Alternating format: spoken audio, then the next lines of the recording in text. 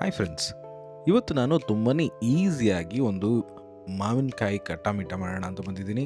ಇದಕ್ಕೆ Max to Max ಒಂದು 10 ನಿಮಿಷನೂ ಬೇಡ. ನೀವು ಬೇಗ ಬೇಗ ಕಟ್ ಮಾಡ್ತೀರಾ ಅಂತಂದರೆ 5 ನಿಮಿಷದಲ್ಲಿ ಈ ಡಿಶ್ ರೆಡಿ ಆಗಿಬಿಡುತ್ತೆ. ಮೊದಲಿಗೆ ಒಂದು ಮಾವಿನಕಾಯಿನ ತೊಗೊಳ್ಳೋಣ. ಮಾವಿನಕಾಯಿ ಅಂತಂತಂದರೆ ಇದು ಸಿಕ್ಕಾಬಿಟ್ಟೆ ಹಣ್ಣಾಗೂ ಇರಬಾರ್ದು, ಸಿಕ್ಕಾಬಿಟ್ಟೆ ಕಾಯಾಗೂ ಇರಬಾರ್ದು. ಒಂಥರ ಮೀಡಿಯಮಲ್ಲಿರುವಂಥ ಒಂದು ಹಣ್ಣನ್ನ ತೊಗೋಬೇಕು. ಇದು ಬೇಸಿಕ್ಲಿ ನಾವು ತೋತಾಪುರಿಲಿ ಮಾಡಿದ್ರೆ ಇನ್ನೂ ತುಂಬ ಚೆನ್ನಾಗಿರುತ್ತೆ. ಅದನ್ನು ಬಿಟ್ಟು ಬೇರೆದ್ರಲ್ಲೂ ಟ್ರೈ ಮಾಡ್ಬೋದು, ಸಮಸ್ಯೆ ಏನಿಲ್ಲ. ಇದನ್ನು ನಾವು ಪಿಕಲ್ ರೀತಿ ಯೂಸ್ ಮಾಡ್ಕೋಬೋದು. ಇಲ್ಲ ಅಂತಂತಂದರೆ ಇದನ್ನು ಬಿಸಿ ಬಿಸಿ ಅನ್ನದ ಜೊತೆ ಮಿಕ್ಸ್ ಮಾಡ್ಕೊಂಡು ತಿನ್ಕೋಬೋದು. ಅದೇ ಚಪಾತಿ ಮಾಡ್ತೀವಿ, ದೋಸೆ ಮಾಡ್ತೀವಿ ಅಂತಂದರೆ ಅದ್ರ ಜೊತೆನೂ ಕೂಡ ನಾವು ನಂಚ್ಕೊಂಡು ತಿನ್ಕೋಬೋದು. ಆದಷ್ಟು ಚಿಕ್ಕ ಚಿಕ್ಕದಾಗಿ ಕಟ್ ಮಾಡ್ಕೊಳ್ಳಿ.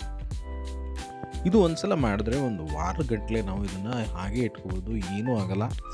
ಇದಕ್ಕೆ ಮುಖ್ಯವಾಗಿ ನಾವು ಈ ಮಾವಿನ ಹಣ್ಣನ್ನು ವಾಶ್ ಮಾಡಿ ಅದನ್ನು ನೀಟಾಗಿ ಒರೆಸ್ಕೊಬಿಡ್ಬೇಕು. ಎಲ್ಲೂ ನೀರಿನ ಅಂಶ ಇರಬಾರ್ದು. ಈ ಕಟಿಂಗ್ ಬೋರ್ಡಲ್ಲಾಗಲಿ ಇಲ್ಲ ನಾವು ಇದನ್ನು ಬೌಲ್ಗೆ ಟ್ರಾನ್ಸ್ಫರ್ ಮಾಡುವಾಗ ಬೌಲ್ ಆಗಲಿ ಎಲ್ಲೂ ನೀರಿನ ಅಂಶ ಇರಬಾರ್ದು.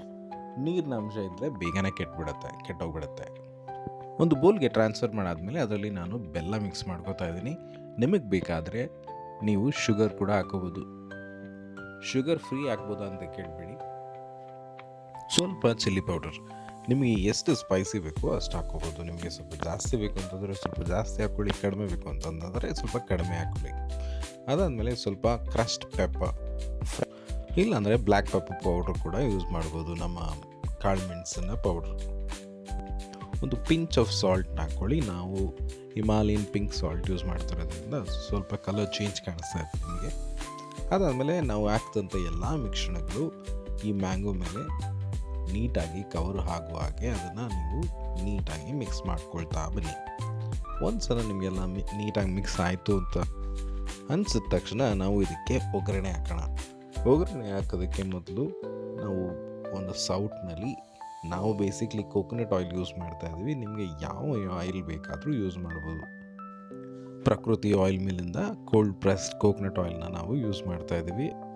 ಎಣ್ಣೆ ಕಾದ ತಕ್ಷಣ ಸ್ವಲ್ಪ ಸಾಸಿವೆ, ಒಂದು ರೆಡ್ ಚಿಲ್ಲಿ ಮತ್ತು ಸ್ವಲ್ಪ ಹಿಂಗು, ಅದಾದಮೇಲೆ ಕರಿಬೇವಿನ ಸೊಪ್ಪನ್ನ ಹಾಕಿ ಸ್ವಲ್ಪ ಅದನ್ನು ಟ್ವಿಸ್ಟ್ ಮಾಡಿ ಅದನ್ನು ನಾವು ಆಲ್ರೆಡಿ ಮಿಕ್ಸ್ ಮಾಡಿದಿರೋಂಥ ಮಾವಿನ ಹಣ್ಣಿನ ಮಿಶ್ರಣದಲ್ಲಿ ಇದನ್ನು ಹಾಕಿ ನೀಟಾಗಿ ಮಿಕ್ಸ್ ಮಾಡ್ಕೊಳ್ತಾ ಬರೋಣ.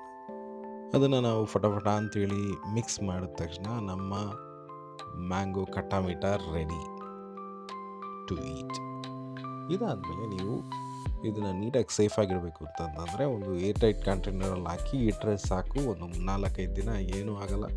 ಅದೇ ನೀವು ಇನ್ನೂ ಸ್ವಲ್ಪ ಜಾಸ್ತಿ ಇಡಬೇಕು ಅಂತಂತಂದರೆ ಅದೇ ಏರ್ ಟೈಟ್ ಕಂಟೈನರ್ನ ಫ್ರಿಡ್ಜ್ ನಾರ್ಮಲ್ ಟೆಂಪ್ರೇಚರ್, ನಮ್ಮ ಫ್ರೀಸಿಂಗ್ ಟೆಂಪ್ರೇಚರಲ್ಲಿ ಇಲ್ಲದೆ ನಾರ್ಮಲ್ ಚಿಲ್ಲರ್ ಟೆಂಪ್ರೇಚರಲ್ಲಿ ಇಟ್ಟರೆ ನಿಮಗೆ ಆಲ್ಮೋಸ್ಟ್ 10 to 15 ಡೇಸ್ ಯೂಸ್ ಮಾಡ್ಬೋದು. ಏನೂ ಸಮಸ್ಯೆ ಬರೋದಿಲ್ಲ. ನಿಮಗೆ ಯಾವಾಗಾದರೂ ಮ್ಯಾಂಗೋನ ಹಾಗೆ ತಿನ್ನೋದಕ್ಕೆ ಕಷ್ಟ ಆಯಿತು ಅಂತಂತಂದರೆ ಈ ರೀತಿ ಮಾಡಿಕೊಂಡು ಟ್ರೈ ಮಾಡಿ. ಹೇಗಿತ್ತು ಅಂತ ನಮಗೆ ತಿಳಿಸಿ. Bye, see you on next video. Take care. ಅಷ್ಟೇ.